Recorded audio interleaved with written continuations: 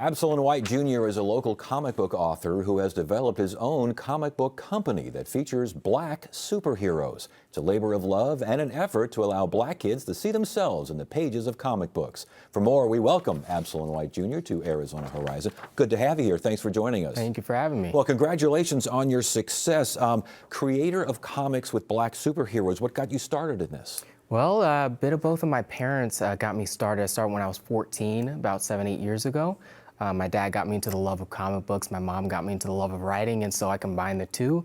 And I just wanted to make a mission to bring original black superheroes to the world. When you started writing comic books, did you model your stories after anything? How did that work? No, I just had a super big imagination. I would always run around the house yelling out superhero names and powers and all types of stuff. And my mom saw that in me, and she was like, "You should turn that into something." Well, you have turned it into something. Last year, your first comic was released on Amazon, true? That is correct. And this was Instant. Correct. Talk to us about Instant. What's that all about? So Instant, I actually play Instant in the comic, or I am Instant, the superhero. So pretty much I get powers in a freak accident after getting struck by a car. An evil scientist, I guess you could say, cliche, but kind of gives me these powers. And so I try to find out how to get rid of them because I don't really want them and who gave them to me. Yeah, and when you say it's you in the comic book, it is you. It is you are me.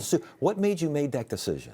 I figured I've always wanted to be a superhero, and I had the power to write myself as one, so why not do it? That's great. I love that. I mean, people always dream they can do this, that, and the other. You're doing it on a comic book page. I am.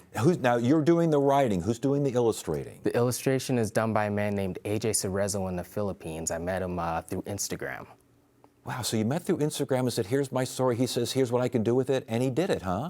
Pretty much, yeah. I just kind of explained to him what the story was about. I took interest in his artwork, and it was kind of a little bit challenging being, in the Philippines, so we had to communicate only through Instagram, but it worked out just fine. Well, being the star, being the superhero, is it easier or is it more difficult to write the story? I thought it was going to be challenging at first, but it actually became pretty easy. I just had to take my, head out of the I'm the superhero part and just completely look at it as a writer and unbiased, and it kind of worked out pretty good for me. Yeah, usually when authors are on the program, we talk about the characters, and oftentimes authors will say the characters, they kind of do things that I'm not ready for, and they kind of go their own way as opposed to what I want them to do. Yeah. This time the character is you. I mean, are you doing things on the page that you weren't expecting? I pretty much, I tried to bring as much of myself as I could into the hero because I wanted to bring that sense of relatability. It's kind of easy to write a fictional character with fictional problems, but I wanted to kind of bring 95% of my real life problems or my real life personality to the character so people could kind of relate and say, oh, if I meet him in real life, that's pretty much what you see is what you get. Well, and relating's a big part of what you do. Talk about the importance of black superheroes. So I kind of talked about it in an article before, but pretty much the way I see it is if I were to ask your average Joe on the street, someone who may not know much about superheroes, to name 5 white superheroes, you'd pretty much be able to do that off the top of his head. But if I were to ask that same person to name 5 black superheroes, I doubt he'd get past 2. And so I wanted to make sure that I brought a bunch of original black superheroes to the world that people can look up to and want to cosplay as, dress as for Halloween, and see themselves as. Sure, and especially kids, especially young kids, young black kids can look at this and go, there's a superhero who looks like me. Definitely. Yeah, especially if it looks like you, who looks like, you can say it really, it is me. Yeah.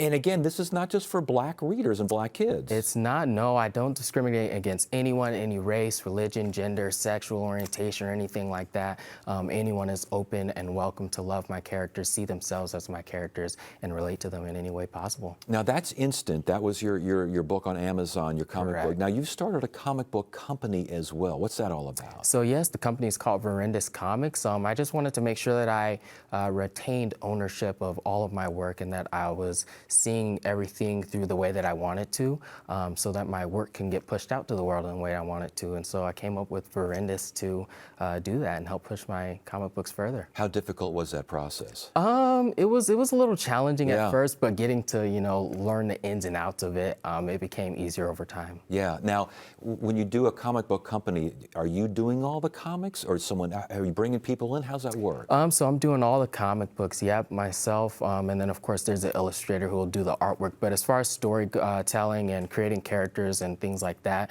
that's all going to be me going forward. Do you see that could be a challenge? That's a lot of work. It is a lot of work, but it's kind of inspiring watching anime and manga authors do that, because that's kind of how it's done in Japan with the manga authors. They pretty much they actually do the artwork themselves too, so they got it really hard. Yeah, they got it really hard out there. They do a lot of work, but I saw that as inspiration, and I wanted to kind of take after that and do everything as much as I could by myself, but of course, giving credit to the artists. And Sure.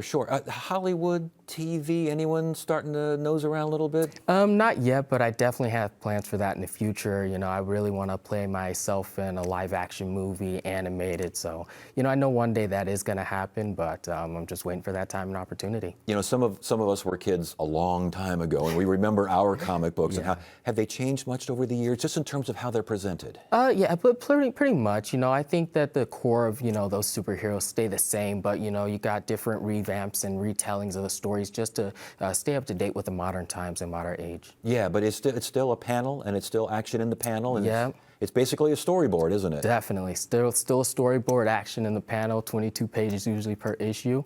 Mine ran about 77 pages for the first issue, so about 3 times longer. I wanted to make sure that if I was going to tell an origin story, it was done right. You didn't feel like you were kind of left off Sure. too early. Yeah. Well, congratulations on all Thank your you. continued success as well. Absalon Thank White you. Jr., comic book creator of Instant. Good to have you here. Thank you so much. And we should mention, you're Chandler, right? I'm in Casa Grande. Casa Grande. Casa Grande, All yes. right. And people can keep up with me on Instagram. Absalon White Jr. is my username. And the link in my bio will get you to my comic book. Thank you, sir. That's it.